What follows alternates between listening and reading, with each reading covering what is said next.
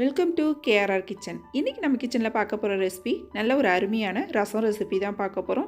இன்றைக்கி நம்ம செய்ய போகிற ரசம் செலவு ரசம்னு சொல்லுவாங்கங்க. அந்த ரசம் தான் செய்ய போகிறோம். இந்த ரசம் பார்த்திங்கன்னா நல்ல சளி, இருமல், ஜுரம் இது போல் உடம்பு முடியாமல் இருக்கிறப்ப வச்சு கொடுப்பாங்க. ரொம்ப அருமையாக இருக்கும். உடம்பு வலி அதிகமாக இருக்கிறப்பையும் இந்த ரசம் வச்சு குடித்தோம் அப்படின்னாக்கா ரொம்ப நல்லா இருக்குங்க. அதே போல் குழந்தை பெற்றவங்களுக்கும் பார்த்திங்கன்னா இந்த ரசம் வச்சு கொடுப்பாங்க. பத்திய ரசம்னு சொல்லி வச்சு கொடுப்பாங்க. நல்ல சூடான சாதத்தில் இந்த ரசத்தை நிறைய போட்டு சாப்பிட்டோம் அப்படின்னாக்கா ரொம்ப அருமையாக இருக்குங்க. இந்த ரசம் எப்படி செய்கிறதுன்னு நம்ம வீடியோக்குள்ளே போய் பார்ப்போம். அதுக்கு முன்னாடி நம்ம சேனலை இப்போ தான் ஃபஸ்ட் டைம் பார்க்குறீங்கன்னா சப்ஸ்கிரைப் பண்ணி வச்சுக்கோங்க. கூடவே பெல் சிம்பிள் ப்ரெஸ் பண்ணி ஆளுங்கிற ஆப்ஷனையும் ப்ரெஸ் பண்ணி வச்சுக்கோங்க. அப்போ தான் நான் போகிற வீடியோஸ் எல்லாம் உங்களுக்கு தொடர்ந்து நோட்டிஃபிகேஷனில் உடனுக்குடனே கிடச்சிக்கிட்டு இருக்கும். இப்போ வாங்க இந்த செலவு ரசம் எப்படி செய்கிறதுன்னு பார்த்துடலாம்.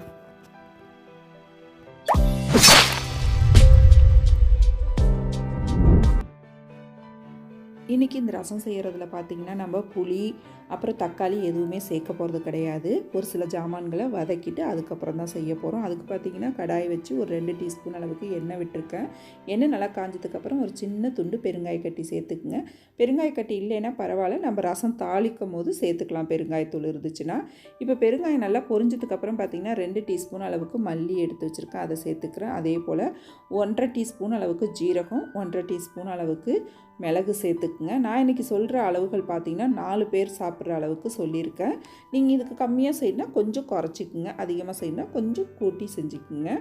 இப்போ இதை நல்லா வறுத்து விட்டுக்குங்க. அடுப்பு தீயை குறைச்சி வச்சு வருங்க. அப்போ தான் நல்லா எல்லாம் ஜீரகம், மிளகு, மல்லி எல்லாம் ஒத்தாப்பில் வறுபட்டு வரும். லைட்டாக செவந்து வந்ததுக்கப்புறம் பார்த்திங்கன்னா இதில் ஒரு 10 பூண்டு பல் உரித்து வச்சுருக்கேன், அதையும் இதில் சேர்த்துக்கிறேன். அப்புறம் சின்ன வெங்காயம் ஒரு 10 சேர்த்துக்கிறேன். இதில் பார்த்தீங்கன்னா பூண்டு பல்லும் மிளகும் கொஞ்சம் அதிகமாக சேர்க்கணும். இதோட காரம் தான் இந்த ரசத்துக்கு. இதில் தனியாக வேறு எந்த காரமும் நம்ம சேர்க்க போகிறது கிடையாது. இதிலே ஒரு கொத்து கருவேப்பிலையும் சேர்த்து நல்லா வறுத்து விட்டுக்குங்க. நல்லா செவக்க நல்லா வறுபட்டு வரட்டும். இந்த அளவுக்கு வறுபட்டதுக்கு அப்புறம் பார்த்திங்கன்னா இது நல்லா ஆற வச்சுட்டு மிக்ஸி ஜாரில் சேர்த்து நல்லா நைஸாக அரைச்சி எடுத்துக்குவோம். இப்போ பாருங்கள், நல்லா நைஸாக அரைச்சி எடுத்துகிட்டு வந்துட்டேன். இப்போ ரசம் எப்படி செய்கிறதுன்னு பார்ப்போம்.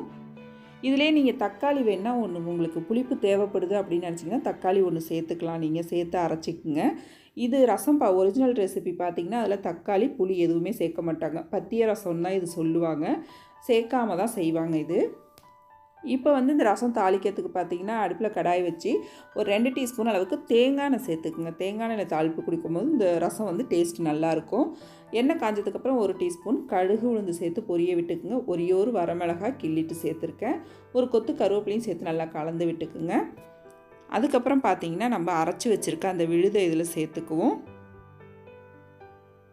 இந்த பேஸ்ட்டு சேர்த்ததுக்கப்புறம் கூடவே தண்ணியும் சேர்த்துக்குங்க. தண்ணி பார்த்திங்கன்னா ஒரு 1/2 லிட்டர் அளவுக்கு சேர்த்துக்குங்க தண்ணி. நான் இன்றைக்கி அரிசி கழுவி எடுத்து வச்சுருந்த தண்ணியை இதில் சேர்த்துக்கிறேன். இப்போ தண்ணி சேர்த்ததுக்கப்புறம் ரசத்துக்கு தேவையான அளவு உப்பு சேர்த்துட்டு ஒரு 1/4 டீஸ்பூன் அளவுக்கு மஞ்சள் தூள் சேர்த்துக்குவோம். சேர்த்து நல்லா கலந்து விட்டுருங்க. பொதுவாக பார்த்திங்கன்னா நம்ம ரசம் கொதிக்க விட மாட்டோம், அப்படியே நுரக்கட்டி வரப்போ இறக்கிடுவோம். ஆனால் இந்த ரசம் பார்த்திங்கன்னா நல்லா கொதிக்க விடணும். கொதிக்க விட்டு இறக்குறப்ப தான் டேஸ்ட் நல்லாயிருக்கும். இதிலே கொஞ்சமாக கொத்தமல்லியும் சேர்த்துக்குங்க. இப்போ ரசம் நல்லா ஒரு 3 நிமிஷத்துக்கு கொதிக்கட்டும். இப்போ பாருங்கள், ரசம் நல்லா கொதிச்சு சூப்பராக அருமையாக ரெடி ஆகிடுச்சிங்க. ரசம் கொஞ்சம் புளிப்பாக சாப்பிட்டா நல்லாயிருக்கும்னு நினச்சிங்கன்னா ஒரே ஒரு தக்காளி பழம் சேர்த்துக்குங்க. அதனால ஒன்றும் கிடையாது. இப்படி தான் இந்த ரசம் செய்வாங்க. இந்த ரசத்தை பார்த்திங்கன்னா நம்ம டம்ளரில் ஊற்றி வெறுமனவே குடிக்கலாம். ரொம்ப நல்லாயிருக்கும். சூப்பு குடிக்கிற மாதிரி தான் இருக்கும். சாதத்து கூடயும் போட்டு நல்லா பிசைஞ்சு கொடுத்தோம் அப்படின்னா ரொம்ப நல்லாயிருக்கும். குழந்தைங்களுக்குலாம் சளி அதிகமாக இருக்கும் போது இந்த ரசம் கண்டிப்பாக வச்சு கொடுங்க. ரொம்ப அருமையாக இருக்கும். நீங்களும் இந்த ரசம் ரெசிபியை ட்ரை பண்ணி பாருங்கள். ட்ரை பண்ணி பார்த்துட்டு எப்படி இருக்குன்னு எனக்கு கமெண்ட் பண்ணுங்கள். என்னோட இந்த ரெசிபி பிடிச்சிருந்ததுன்னா லைக் பண்ணுங்கள், ஷேர் பண்ணுங்கள். மறக்காமல் நம்ம கேஆர்ஆர் கிச்சனை சப்ஸ்கிரைப் பண்ணி வச்சுக்கோங்க. நாளைக்கு வேறொரு ரெசிபியோட சந்திப்போம். தேங்க்ஸ் ஃபார் வாட்சிங்.